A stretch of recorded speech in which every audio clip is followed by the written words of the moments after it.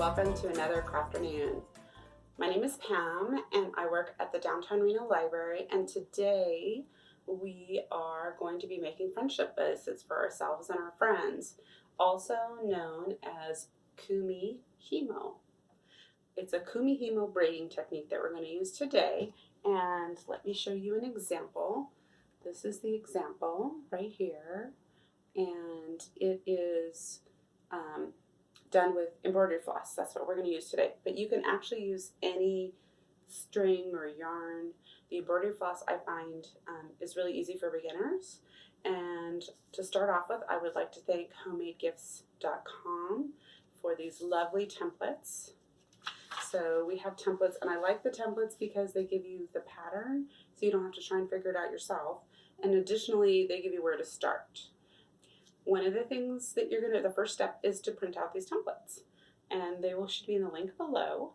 And then the next step is to get some thin cardboard. So here's what I used, was like the back of a pad of paper, but you can use a Kleenex box or a cereal box, whatever you have that's handy. You're going to use your glue stick, and you're going to cut your templates out, glue them down really well, and then you're going to cut them out. And when you cut them out, you are going to cut each of these little black lines that we have here.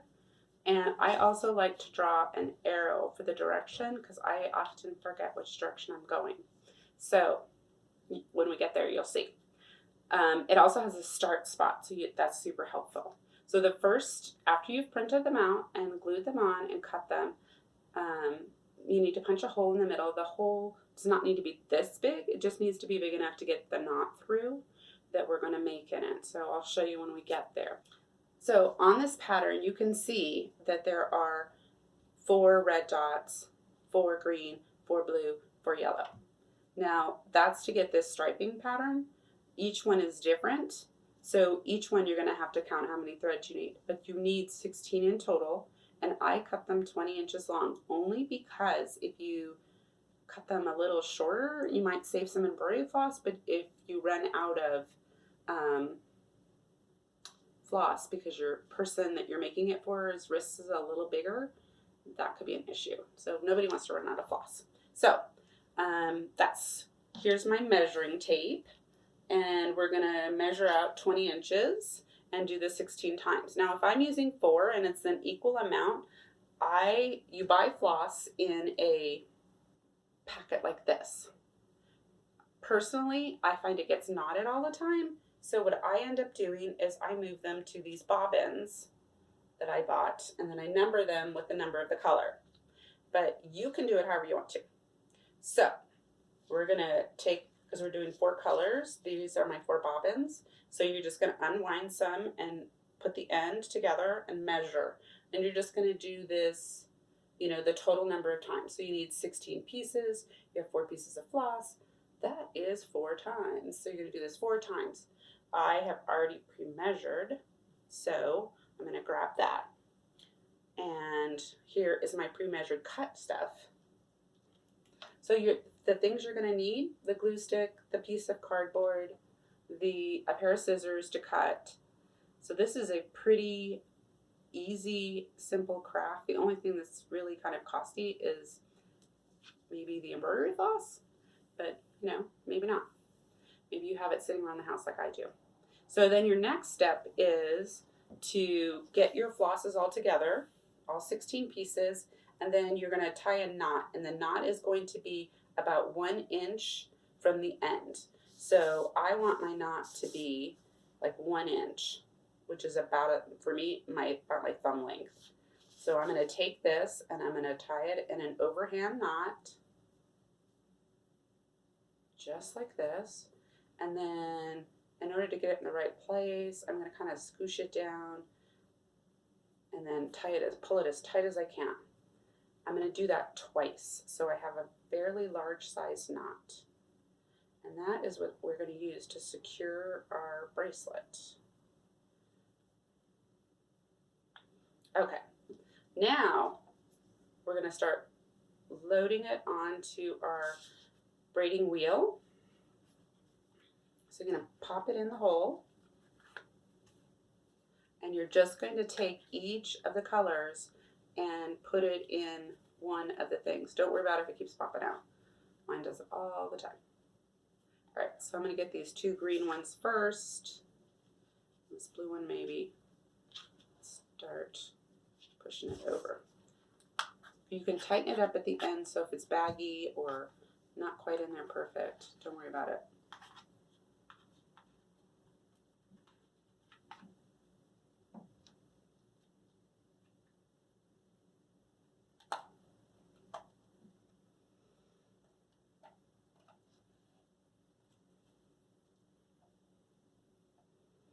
Okay, so we have it all loaded in here, and as you can see, it's slightly off center. So I'm just going to pull it down a little bit. Sometimes the threads are a little crisscrossed. I tried to fix that, but apparently I didn't do it correctly. So this one should go on this side. It doesn't really make that much difference. I just happen to be a little bit of a perfectionist on this thing. And then we're going to go do the same thing over here. Put these back, these back. All right, now the fun part. Now you start braiding. So it says start at this red one up here.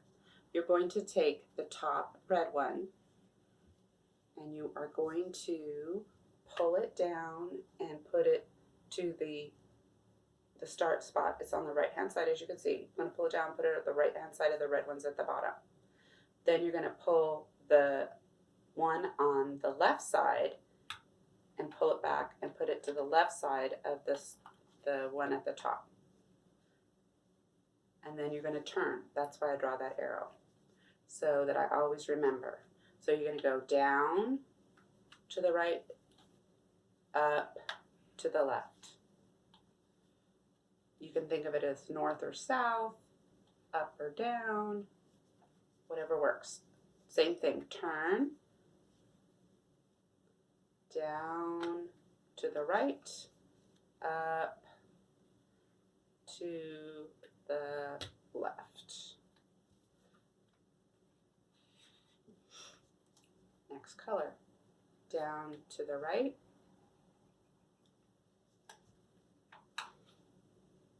up to the left.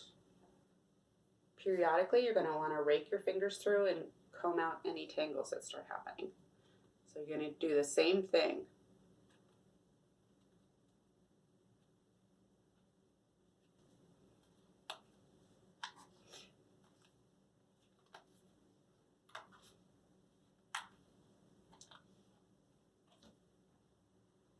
Okay, so we just stopped at the yellow right here.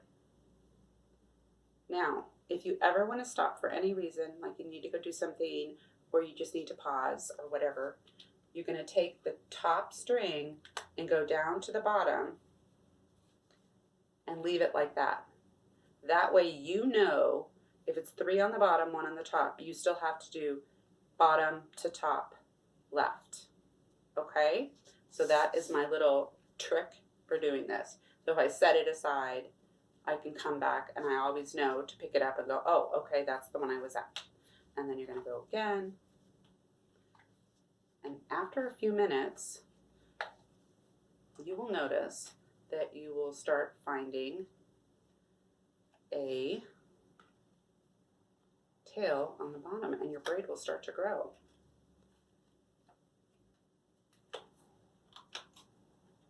So now you can see that our braid after 15 or 20 minutes will start to grow and you'll get this twisting little braid at the back. And that is the braid that you're going to use. That's going to be your bracelet. Okay, so we'll continue braiding until we get it to the desired length that we need, whatever that is. All right, our bracelet is at the desired length that we wanted, and it's long enough to fit around your wrist or your friend's wrist. So how to take it off of here and what to do. This is the scary part. You're going to pull it all off, all these strings off.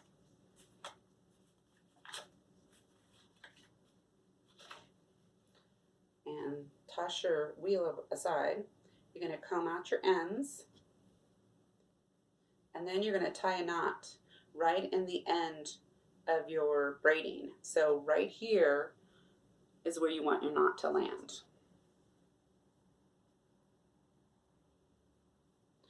So you have your knot on there, and you're going to do the same thing you did before.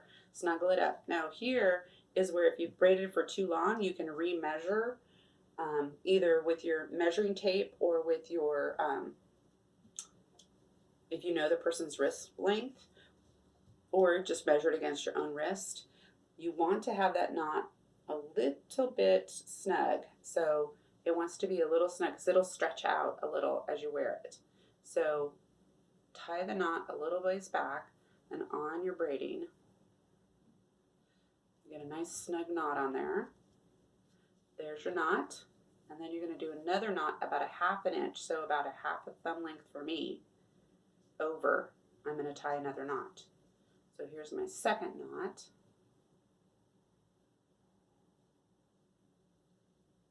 All right, so there they are.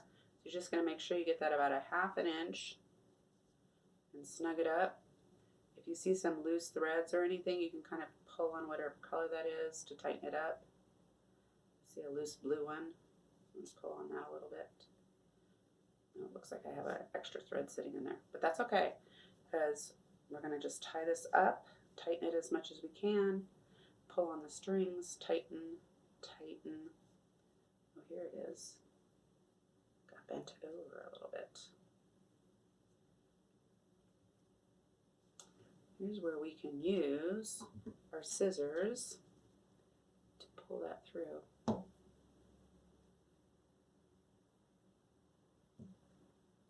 If you can't pull it all the way through, I was going to trim it anyway, so now I can trim it. And then there is my kind of waste yarn.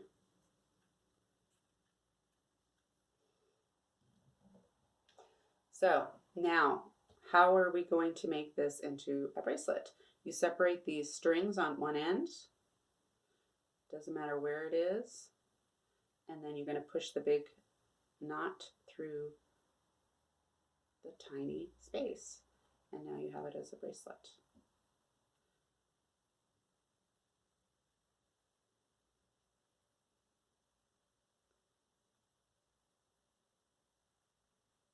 There we go. There we go, right there. Now, I can't fit this, well, maybe I can fit it over my hand. Let's see, I can fit it over my hand if I can. So I can fit it right over my hand because it stretches out a little bit, as you noticed. So now you have a Kumi Himo friendship bracelet that you can give to a friend or make one for yourself. Thank you for joining us for Crafternoon. And if you like this craft, you can visit the Washoe County website page and the Facebook page to see other fun crafts and STEAM projects. I hope you had a great summer. This Crafternoon was especially made for teens and tweens who might be wanting to make something fun for their friends as they go back to school.